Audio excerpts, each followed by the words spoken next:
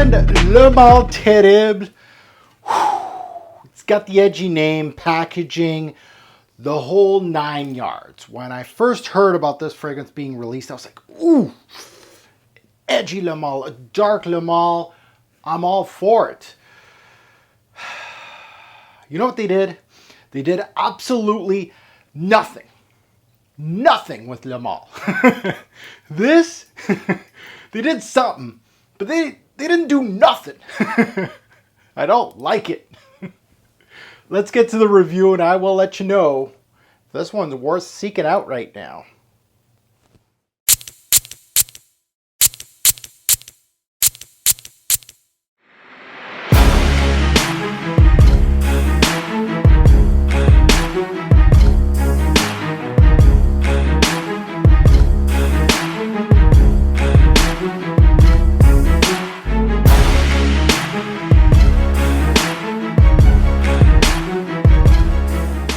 YouTube fragrance family, welcome to another Robes 08 fragrance review. I'm glad to be back. It's been a few months since I've actually done a full-fledged review. I've been kind of holding on to this one, actually wearing quite a bit of it. Today I'm putting my nose on the house of Jean-Paul Gaultier, a house that I've known since the start of my journey. Le Mal was my signature scent back in my teens. And this is one of those flankers, a Le Mal flanker, and I've got quite a few of those too. This one called Le Mal Terrible, and I was known in one of my videos when I first purchased this, and this is getting annoying, see you later. When I first got this fragrance, I said they named it aptly. It's terrible, it's terrible. Have my thoughts changed because I've had this for a few years now. So let's get into the review and I'll let you know if I still think this one is terrible. Now let's go under the hood on Le Mal Terrible. Release date 2010. Concentration, kind of laughable. They call it an eau de toilette extrême, extreme. Kind of funny that they classify it as that. The nose behind this one is Orléans Guichard. Looked at the resume. Some pretty cheap stuff on the resume. What can he do with Francis K's creation, which is Le Mal? Well, we'll see soon enough. The olfactory group of this one is Oriental Fougère. Notes behind this one. Up top, we have grapefruit, pink pepper. In the mid, we have lavender and vetiver.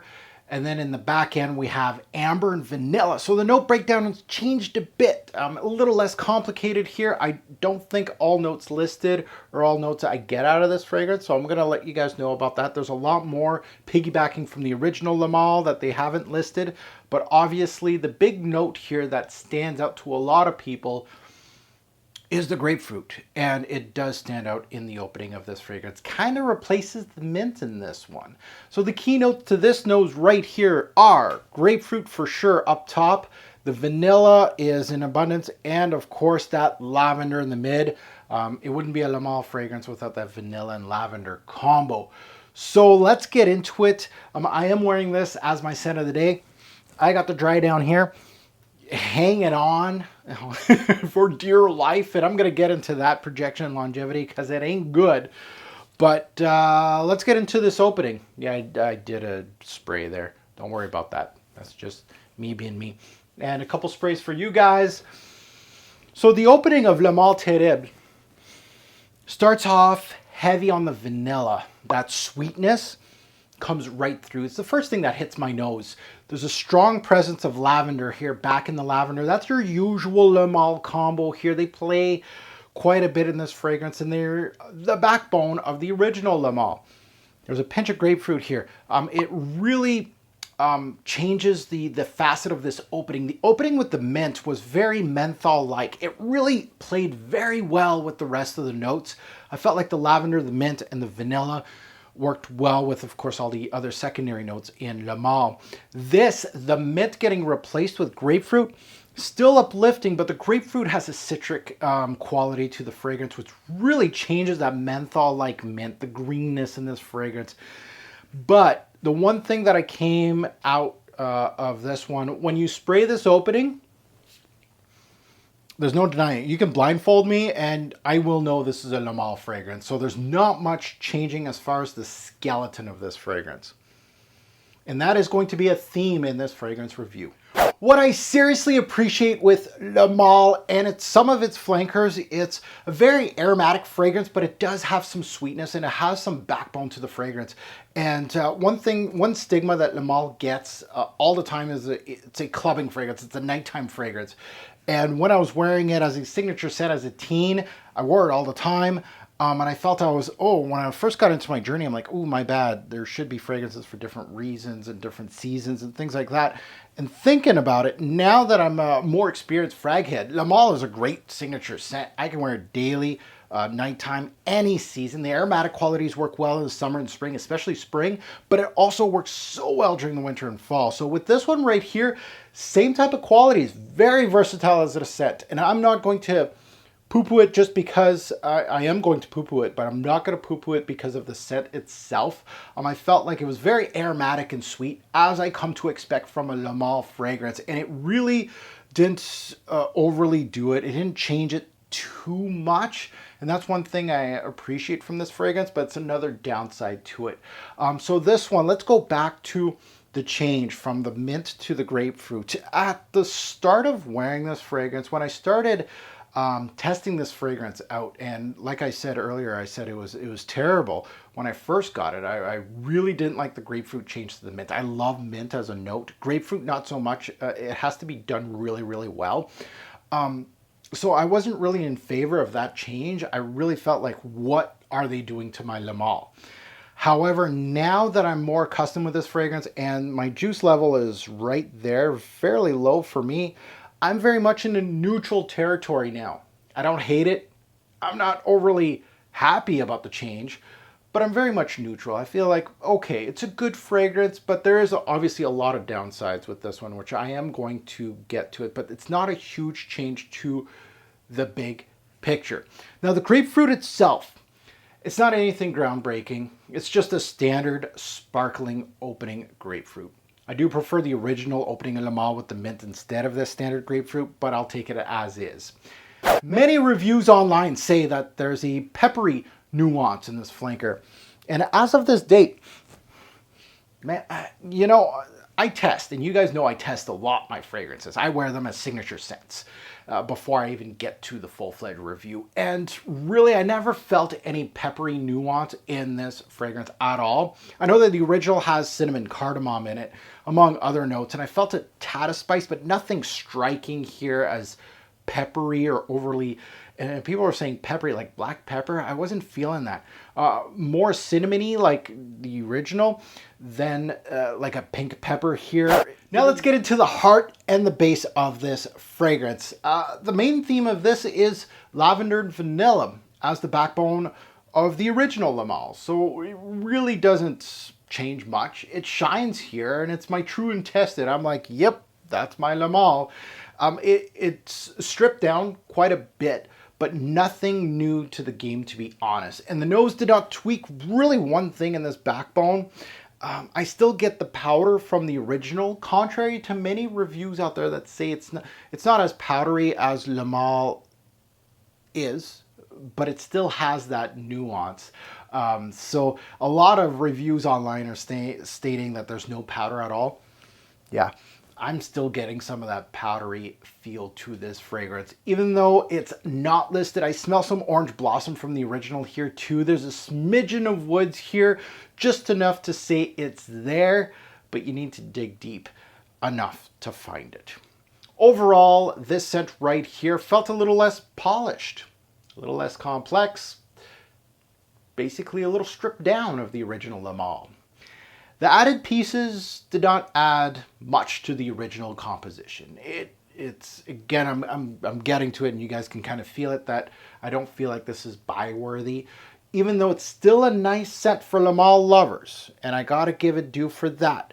It's almost a non-factor in the main theme of things that, should you purchase this versus the original? Well, that's where I step in and say, no.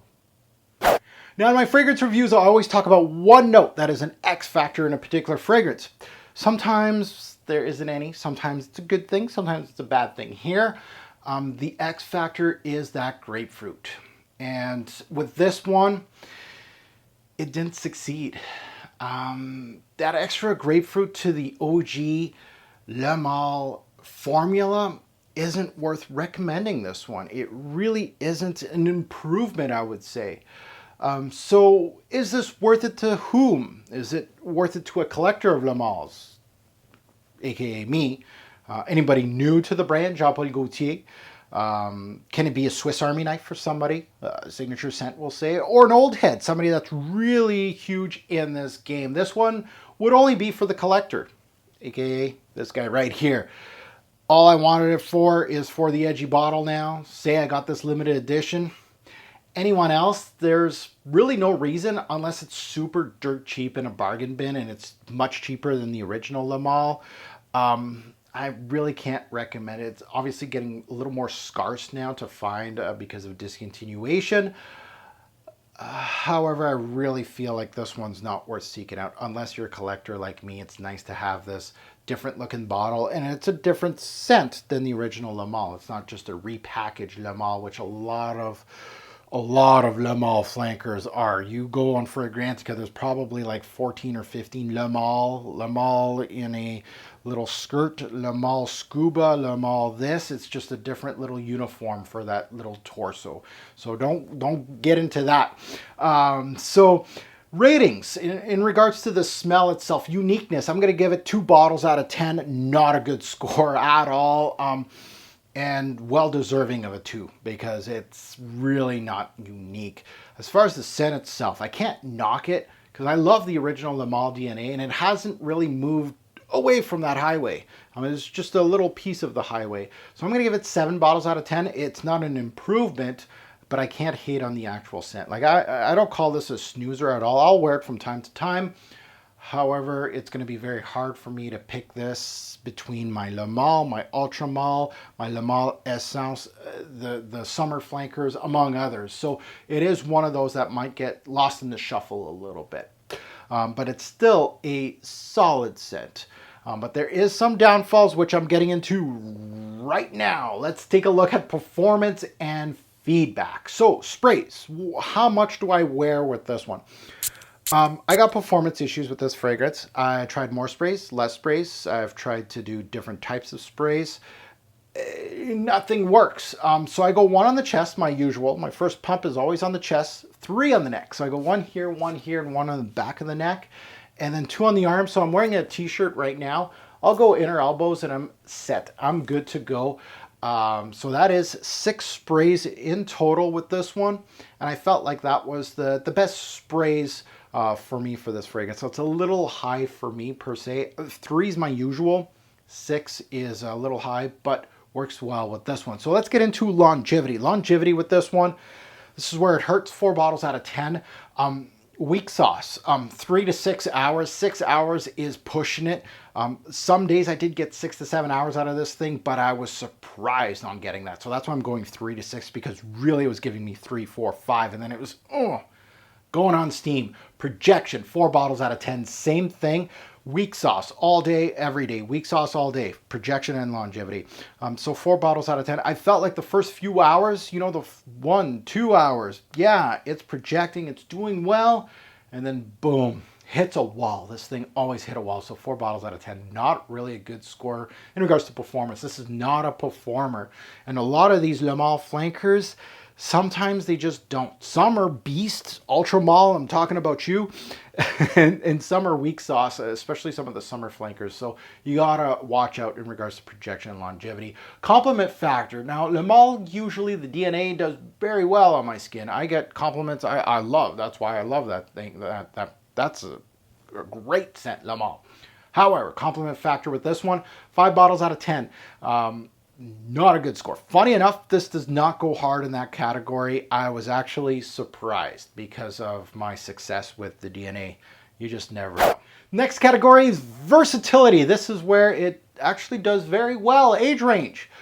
I would actually recommend this to anybody, teens and up. It has some sweetness to it. It's got some playfulness to it. The Le Male DNA kind of stripped down. Doesn't really have much edge to it. Unfortunately, even with the whole marketing ploy of giving it some edge, it has no edge. It's very easy to wear, very pleasant to wear. I can see this being worn casually by anybody, and I mean grandpa right down to the baby. Seasons to wear this. Spring, fall, and summer nights. I felt like summer nights, put that in bold somewhere on this video, because summer nights, this did so well. Spring, Le Mans and spring go hand in hand, and this does well in the spring, but summer nights, it was actually the best time to wear this one. I foregoed winter just because this the weakness on this fragrance, it just doesn't do it. The original Le Mans can do it. Ultra Malt, of course, can do it. So there's some darker fragrances in the Le Mans territory that can do that during the cooler months. Night or day, this one I felt was very versatile in regards to that. Just like the original Le Mans, I can wear this at work and I can wear it during the night. Again, it has those qualities, that sweetness that's a little more playful for nighttime. I can wear this on a date. Doesn't matter. I can go and play pool, go to the bar with this thing.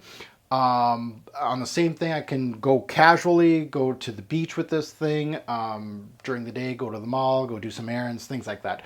So it's a day or night. Doesn't really matter. Occasion, signature scent approved? Yes, it is signature scent approved. I don't know if you want this to be your signature scent, but it can be. Casual for sure. Date, yes. Clubbing, it won't push too much. I'd rather go with my Ultra Mall, a little more fun. Formal, you can. Work appropriate, yeah. I'm really grasping at straws with that for occasions, but mostly signature scent, casual, date, things like that. Stick to those casual type of wearings.